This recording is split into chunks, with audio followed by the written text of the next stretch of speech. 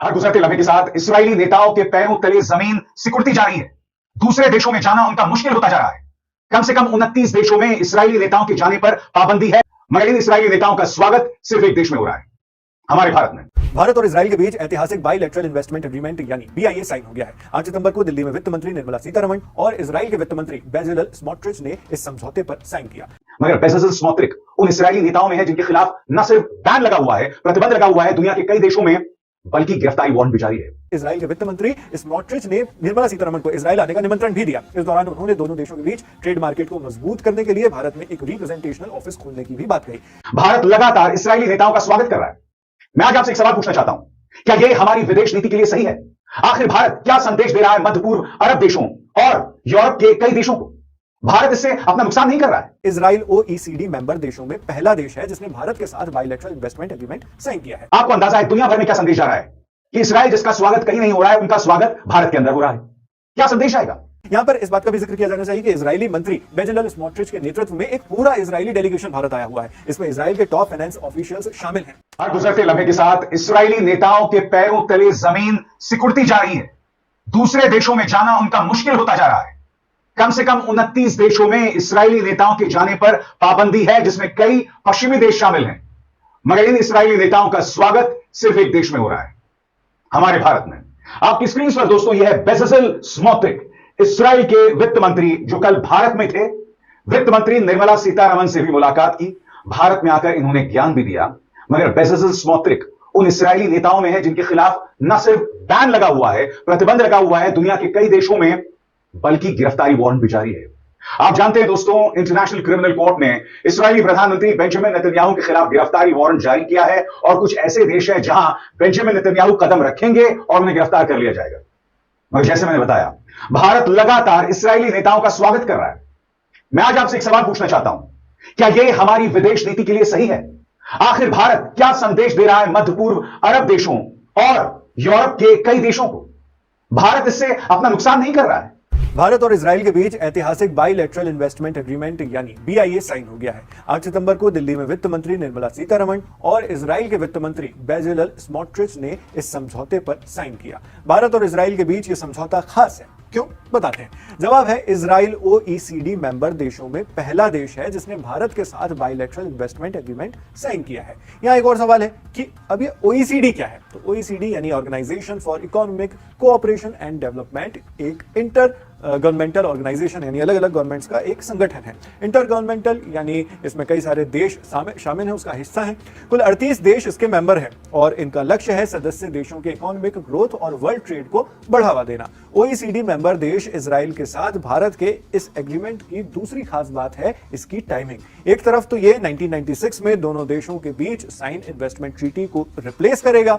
इससे पहले कि मैं आपको बताऊं कि नेताओं पर कहां-कहां पाबंदी लगी है दोस्तों, मैं आपको पाकिस्तान जब कतर पहुंचता है, वज़ीर-ए-आज़म शहबाज शरीफ जब वहां का विजिट करते हैं एक दिन की सॉलिडेरिटी के लिए, तब भी भारतीयों को तकलीफ होती है, वो अपने मीडिया पर प्रोपेगेंडा करते हैं। जबकि दूसरी तरफ ऐन उस वक्त जब कतर के ऊपर हमला किया जाता है, इजराइल का वज़ीर ख़जाना जो कि नेतन्याहू का सेकंड इन कमांड है, जो उसका बड़ा करीबी है, वो भारत में बैठकर उनके साथ एग्रीमेंट कर रहा होता है। फिर भारतीय रोते हैं कि अरब ममालिक में हमारे लिए नफरत क्यों है, ये इस्लामोफोबिया तो करते हैं लेकिन हिंदू फोबिया इन्हें हो चुका है। फिर जब पाकिस्तान ये कहता है या बिलावल भुट्टो ये कहते हैं कि टीमू वर्जन ऑफ नेतन्याहू और नरेंद्र मोदी है, तब भी भारतीयों को बड़ी तकलीफ होती है। और अब जब अरब ममालिक डंडा देंगे जिस तरह डोनाल्ड ट्रंप ने दिया था, तो फिर यही भारतीय रोते रोते मीडिया पर दुहाइयाँ देते आपको दिखाई देंगे कि देखें जी, हमारे इतने बंदे निकाल दिए, हमारे साथ ये कर दिया, जुल्म हो रहा है, मुसलमान खुद मजलूम होने का दावा करते हैं लेकिन वो बड़े जालिम हैं, हमारे लोगों के साथ ये कर रहे हैं, हमारे साथ ताल्लुकात ख़राब कर रहे हैं। ट्रंप के आगे नहीं बोलेंगे, मुसलमान जब करेंगे या अरब ममालिक करेंगे और इनकरीब आपको ये होता दिखेगा, तब भारतीयों को बड़ी तकलीफ होगी। सुनते हैं क्या कुछ होता रहा भारत के अंदर इजराइल के वज़ीर ख़जाना के साथ ऐन उस वक्त जब अरब ममालिक इकट्ठे थे इजराइल के अगेंस्ट। बल्कि अरब ममालिक की क्या, यूरोप तक पूरा इकट्ठा है इजराइल के अगेंस्ट के हुए। क्या उसने काम बनाया हुआ है, जहां चाहता है जिस जगह चाहता है हमले कर देता है। तो बता दूं, बेज़लेल स्मोट्रिच भारत आते हैं और जैसे कि आप उनका बयान देख सकते हैं, यहां वो बयान दे रहे हैं कि भारत और इस्राइल दोनों आतंकवाद के शिकार हैं और अंतर्राष्ट्रीय समुदाय दोनों को नहीं समझता। सबसे बड़ी बात दोस्तों, इस्राइल को खुद की तुलना भारत से नहीं करनी चाहिए।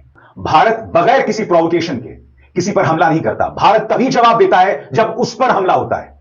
मगर हमारे सामने ढेरों ऐसी मिसालें हैं जहां इसराइल ने न सिर्फ जवाबी कार्रवाई की, बल्कि अत्यधिक जवाबी कार्रवाई की, और कई जगहों पर तो बगैर किसी कारण के हमला कर दिया, मसलन ईरान और दोहा। कतर की राजधानी दोहा में हाल ही में इसराइल ने यह बड़ा आतंकवादी हमला किया था। मैं फिर आपसे पूछना चाहता हूं, क्या इसराइल अपनी तुलना भारत से कर सकता है?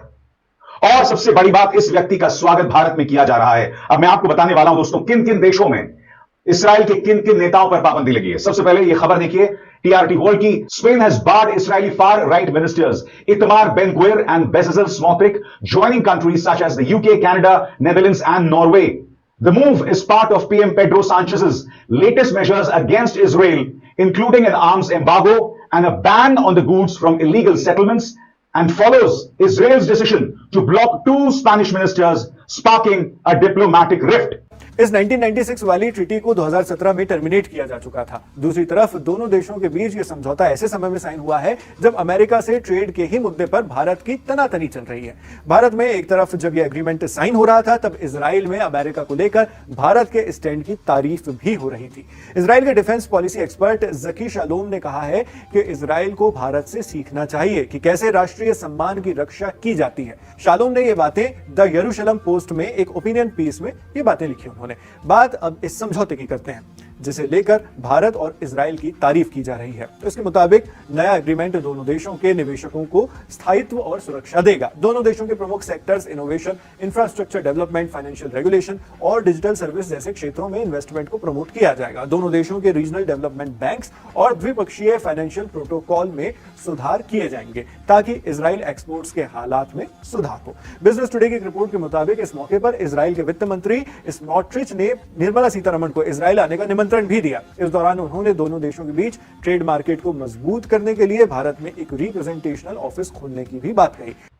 सरल शब्दों में कहा जाए, स्पेन ने इसराइल के कट्टर दक्षिणपंथी मंत्रियों इटामार बेन-ग्वीर और बेज़लेल स्मोट्रिच पर पाबंदी लगा दी है। अब वो ब्रिटेन, कनाडा, नेदरलैंड्स और नॉर्वे जैसे देशों की लिस्ट में शामिल हो गए हैं। यह कदम प्रधानमंत्री पेड्रो सांचेज की नई नीति का हिस्सा है, जिसमें इसराइल पर हथियारों का प्रतिबंध और गैर कानूनी बस्तियों से आने वाले सामान पर रोक भी शामिल है। स्पेन की पाबंदी, नेदरलैंड्स की पाबंदी, नॉर्वे की पाबंदी, ब्रिटेन की पाबंदी। भारत क्यों पीछे है? और भारत ऐसा न करके दुनिया को क्या संदेश दे रहा है?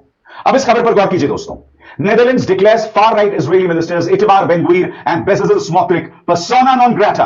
Israel's public broadcasters say Netherlands ने भी यही कदम उठाया है और हर गुजरते दिन के साथ मुश्किलात हो रही है दोस्तों। दोहा कतर में जो हमला हुआ, भारत ने उसकी आलोचना की है। प्रधानमंत्री नरेंद्र मोदी ने खुद बयान जारी किया है कि मैंने कतर के प्रधानमंत्री से बात की। कतर के साथ हमारे जबरदस्त बिजनेस इंटरेस्ट हैं, मगर जब आप इसराइल का इस तरह से साथ देंगे तो आप कहीं ना कहीं कतर में बसे जो भारतीय हैं उनकी भी मुश्किलात पैदा कर रहे हैं, जिनके पास भारतीय पासपोर्ट है। आपको अंदाजा है दुनिया भर में क्या संदेश जा रहा है कि इसराइल जिसका स्वागत कहीं नहीं हो रहा है, उनका स्वागत भारत के अंदर हो रहा है। क्या संदेश आएगा? यहां पर इस बात का भी जिक्र किया जाना चाहिए कि इजरायली मंत्री बेजलेल स्मोट्रिच के नेतृत्व में एक पूरा इजरायली डेलीगेशन भारत आया हुआ है। इसमें इजराइल के टॉप फाइनेंस ऑफिशियल्स शामिल हैं। 8 सितंबर को ये डेलीगेशन 3 दिनों के दौरे के लिए दिल्ली पहुंचा है। इस एग्रीमेंट के अलावा इजराइल के वित्त मंत्री, कॉमर्स और इंडस्ट्री मिनिस्टर पीयूष गोयल और हाउसिंग और urban affairs minister Manohar Lal Khattar से भी मिलेंगे। ये हालात हैं दुनिया में। यूरोप तक जो कि एलाय हुआ करते थे इसराइल और अमेरिका के, वो तक बर्बरियत के बाद पाबंदी लगा रहे हैं। लेकिन हम नरेंद्र मोदी से, आरएसएस की उस सोच से और क्या एक्सपेक्ट कर सकते हैं? यही कि वो नरेंद्र मोदी का अकलौता दोस्त इस वक्त नेतन्याहू है। बहरहाल सारे मामले पर आपकी क्या राय है, कमेंट सेक्शन में ज़रूर बताइए। चैनल को सब्सक्राइब नहीं किया तो ऐसी वीडियोज़ के लिए उसे भी ज़रूर सब्सक्राइब कीजिएगा और ये भी ज़रूर बताइएगा कि अरब ममालिक को अब इन भारतीयों के साथ क्या कुछ करना चाहिए।